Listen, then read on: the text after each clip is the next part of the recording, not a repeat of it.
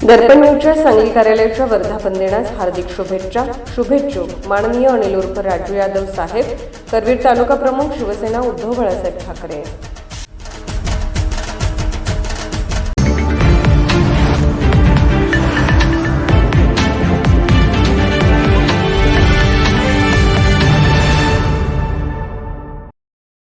शेतकरी श्रीमंत झाला तर सत्तेची समीकरणे बदलतील। सामाजिक कार्यकर्ते राजू उर्फ सुनील माने यांची माहिती।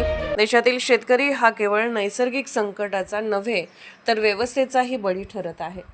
शेतकरी श्रीमंत झाला तर सत्तेची समीकरणे बदलतील अशी माहिती कोल्हापुरातील सामाजिक कार्यकर्ते राजू उर्फ सुनील माने यांनी पत्रकारांशी बोलताना दिली।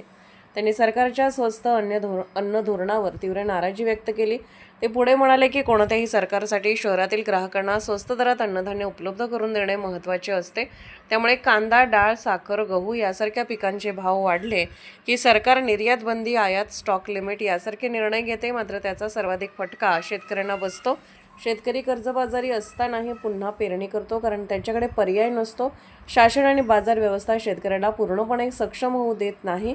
त्याला फक्त पुढील हंगामासाठी टिकून राहील इतकेच उत्पन्न मिळते, पण बाजार नियंत्रित करण्याइतकी आर्थिक ताकद मिळू दिली जात नाही। मंडईत गहू किंवा दूध विकल्यास मिळणारा दर आणि थेट ग्राहकाला विकल्यास मिळणारा दर यात मोठा फरक असल्याचे नमूद करत खरा खेळ बाजारपेठेतील प्रवेशाचा आहे असे मत त्यांनी व्यक्त केले। भविष्यात टिकणारा शेतकरी हा केवळ उत्पादक न राहता स्वतःचा ग्राहक वर्ग, स्वतःचा ब्रँड आणि स्वतंत्र बाजारपेठ तयार करणारा असेल असेही त्यांनी सांगितले।